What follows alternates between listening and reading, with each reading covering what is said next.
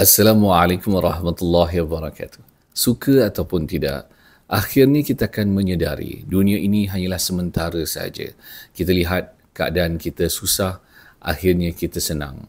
Bila kita senang, ada juga dugaan cabaran-cabaran, ada juga perkara-perkara yang membuat kita sedih. Dan kita mungkin tahu semua ini sementara saja dan kita harus bersabar kerana ada orang berpesan-pesan memberitahu kita, sabarlah, bawa bertenang, ini semua hanya sementara. Kita harus mengelilingi diri kita dengan orang yang ajak kita untuk mengingati hari akhirat, agar kita tidak terlalu kecewa dengan keadaan kita di dunia, ataupun kita tidak terlalu lupa dan hayal dengan keadaan kita yang mungkin bahagia sementara saja. Kita tercari-cari kesenangan, akhirnya kesenangan yang kita inginkan bukan di dunia ini, di akhirat nanti. Maka bersabarlah dan jangan terlalu gembira dengan kesenangan yang kita miliki.